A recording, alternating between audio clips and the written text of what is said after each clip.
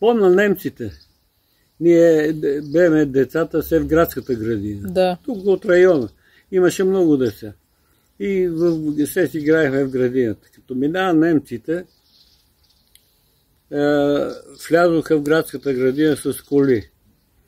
И ние поне сме се около колите. И там храната им даваше, имаше си артелна кола. Минават там войниците и им се дава храната. Да. Бе опънали палатки, като отиваха за Русия. И им даваха много хубави работи. Ние, децата, за първ път видяхме консерви там. Да. И още какво беше, бе? Тук още е сега говори. Маргарин. Пакети с маргарин. И на нас давах. Да. У дядо Спаса настаниха някакви немци. И преди да си тръгнат от къщата, оставиха много работи на това. Да. На семейството на дядо. После на връщане те не се изпираха, вече беха разбити, минават камиони с ранени, увързани глави, ръце на камионите и отстъпление. Да. И като влезат някой дом на такова, не правеха нищо. Руските, като минава руснаците, по-първи от двората, по полазите. Да. Оберят яйцата, ловат кокошки, колат, все едно че си дома. А немци де преспиваха от дядо, не знам, що така, винаги имаха и натам като отиваха, и насам като отстъпваха, кой ги е настанявал и нали в центъра на Пирдоп. И все имаше по няколко войника да преспиват от тях. Да. И винаги оставяха по нещо. Руснаците нема. По двора, какво име и може се яде, обрана. Да.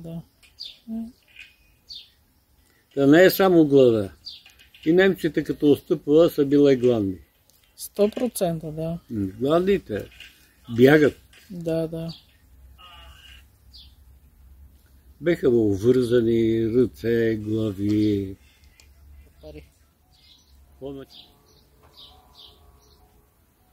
Аз съм свидетел на всичко и на Народен съд. Ние обикаляме, той града па беше малък. Да. И всичко се знаеше. Беме на пазара, кога беха разстреляли орлини, го беха проснали. Веднага се разчу и ние децата право на пазара. Да.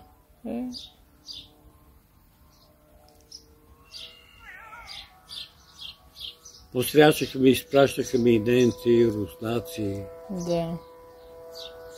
И винаги кондицаха в градската градина.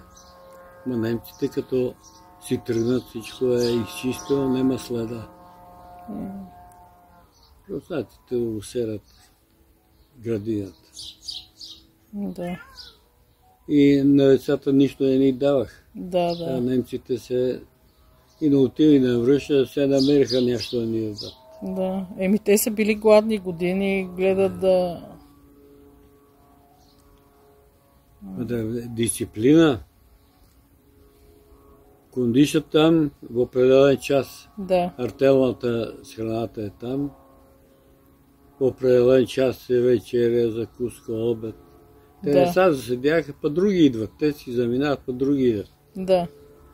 И артелната се отваря камиона по това време, когато ще е храната. И те си се редат, всяката реда дава им се. Те много ядеха консерви. Да. И ние тогава за пръв път видяхме кой е консерва. А иначе дома си се отваряше фасул, такова, голями кутии, ламариени. Да.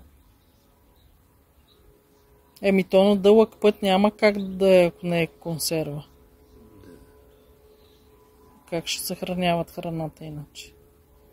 Ами тогава видяхме консерви с риба, те ни даваха. Да. Руснаците нищо не даваха, само обира на хората дворовете. Да. Кой има за ядене, се прибира, нема това много. Да. Те много зулуми са правили по... И в Унгария да разправяше един, който е отдел на фронта, те го представи в лагер. Разправяше, влиза руснака и с автомата стреля в бъчвата. Там имало много пили, вино имали много. Да. В Унгария. Влизат в избата и стреля с пушка ли, с автомат ли в бъчвата. Пие лочи като свиня от дупката, де тече виното. Да. А си има чепове, да могат да са тако и да го затвори след това. Да. Стреля с автомата, на глута се убие жаждата и продължава, излиза и заминава. Като животни.